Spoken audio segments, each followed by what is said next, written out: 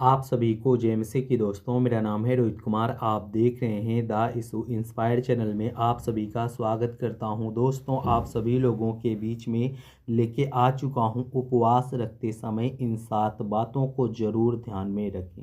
आज हमारे जितने मसीह भाई बहन हैं, आप सभी लोगों से कहना चाहता हूं, आप सभी लोगों को जब आप लोग उपवास रखते हो तो उपवास रखते समय आपको इन 7 बातों को ज़रूर ध्यान में रखना चाहिए। क्योंकि मेरे प्यो, ये 7 ऐसी बातें हैं जो अगर आप लोग नहीं ध्यान में रखते तो आपका उपवास व्यर्थ जा सकता है। आप अपने जीवन में उपवास में बहुत सारी गलतियां ऐसी करते भी हो जिससे कि आपको उसका फल भी नहीं मिल पाता है। लेकिन बहुत से ऐसे लोग हैं जो जानते हैं, जो एक सच्चे मसीही के रूप में जाने जाते हैं, और वो दोस्तों अपने जीवन में जब उपवास करते हैं तो इन 7 बातों को ज़रूर ध्यान में रखते हैं और अपने जीवन में कभी भी ये 7 बातें नहीं आने देते।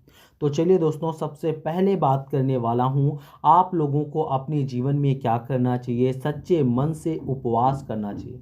क्योंकि बहुत से ऐसे मसीही लोग हैं जो अपने जीवन में, आज वो लोग सच्चे मन से, आप लोग अपने जीवन में विश्वास के साथ उपवास नहीं कर पाते हो, जिससे कि आपका उपवास जो होता है वो आपका व्यर्थ चला जाता है। और परमेश्वर कहता है कि फिर ऐसे उपवास करने वाले व्यक्तियों की प्रार्थना को मैं नहीं सुनता हूँ।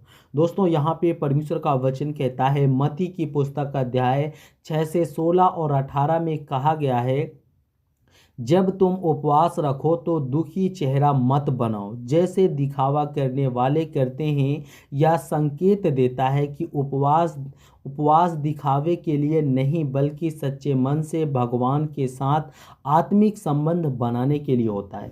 यहाँ पे परमेश्वर का वचन कहता है कि जब आप उपवास रखो तो दुखी चेहरे से मत बनाओ। क्योंकि मेरे प्रियो, प्रभु कहता है कि जैसा दिखावे करने वाले करते हैं, यहाँ संकेत देता है कि उपवास दिखावे के लिए नहीं बल्कि परमेश्वर को सच्चे मन के साथ आत्मिक संबंध बनाने के लिए होता है।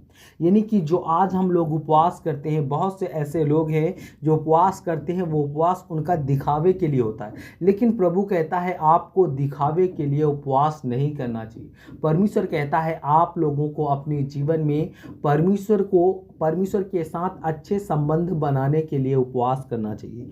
और दोस्तों, यहाँ पे पढ़ते हैं, दूसरे में लिखा हुआ है यहाँ पे प्रार्थना और उपवास का संयोजन करना। आज बहुत से ऐसे मसीही लोग हैं जो अपने जीवन में प्रार्थना और उपवास का संयोजन करना, यानी कि दोनों का मिलन करना, आज उन्हें नहीं पता है, जिससे कि उनके जीवन में कभी भी परमेश्वर काम नहीं कर पाता है। जो चाहा वो फल नहीं पाते हैं। क्यों? क्योंकि मेरे प्रियो, आपके अंदर बहुत सारी ऐसी गलतियां हैं जिससे कि परमेश्वर आपके जीवन में ऐसे काम नहीं करता है। परमेश्वर कहता है जब आप उपवास रखो तो आपको हमेशा, परमेश्वर कहता है कि प्रार्थना और उपवास का हमेशा संयोजन करना चाहिए। यहाँ पे परमेश्वर कहता है, लूका की पुस्तक अध्याय 2 से 37 में लिखा हुआ है, यहाँ पे पढ़ते हैं, एक वृद्ध महिला ने दिन रात प्रार्थना और उपवास करके अपने जीवन को परमेश्वर के साथ जोड़ा। और उपवास केवल भोजन से दूर रहने का नाम नहीं है बल्कि प्रार्थना और ध्यान के साथ आत्मिक सुधार के लिए भी होता है।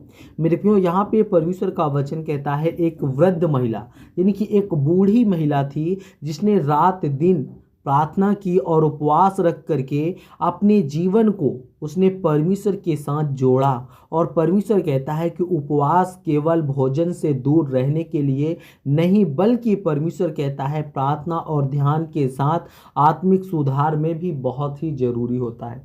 इसलिए हमें अपने जीवन में इन सब चीज़ों को हमेशा ध्यान रखते हुए अपने जीवन का हर एक कार्य को करना चाहिए। और दोस्तों, तीसरे में बात करने वाला हूँ, यहाँ पे परमेश्वर का वचन कहता है स्वच्छता का ध्यान रखना। बहुत से ऐसे मसीह लोग हैं जो आज अपने जीवन को, यानी कि अपने आप को स्वच्छता नहीं कर पाते, अपने घर और परिवार को स्वच्छता में नहीं रख पाते। जैसे उनके घरों में साफ सफाई नहीं होती है, उनके अंदर भी साफ सफाई नहीं होती है। मेरे प्रियो, प्रभु कहता है आपको हमेशा इस बात को ध्यान रखते हुए आपको अपने जीवन में स्वच्छता की ओर अपने जीवन को व्यतीत करना चाहिए। और यहाँ पे परमेश्वर का वचन कहता है, पहला कुरिन्थियों की पुस्तक अध्याय 6 से 19 और 20 में लिखा हुआ है, यहाँ पर बताया गया है कि हमारी शरीर पवित्र आत्मा का मंदिर है, इसलिए हमें इसे आदर देना चाहिए। इसलिए उपवास करते समय अपनी सेहत का भी ध्यान रखना चाहिए। यहाँ पे परमेश्वर का वचन कहता है कि यहाँ पे यह बात बताता है परमेश्वर की हमारा जो शरीर है वो पवित्र आत्मा यानी कि परमेश्वर का वो क्या है, मंदिर है। इस पे परमेश्वर वास करता है। आज बहुत से ऐसे लोगों के मन में ये बात आती होगी, वो लोग ये जानते होंगे कि परमेश्वर कहीं और रहता है। नहीं, परमेश्वर कहता है कि तुम्हारा ही शरीर मेरे लिए आप मंदिर है। परमेश्वर कहता है जब आप अपने मंदिर को यानी कि अपने शरीर को पवित्र रखोगे तो परमेश्वर तुम्हारे अंदर प्रवेश करेगा और तुम्हें बहुत सारी चीज़ों से छुटकारा दिलाएगा, बहुत सारे पापों से, आपके जीवन में जो भी प्रॉब्लमें होती हैं उन सब चीज़ों से बचाएगा।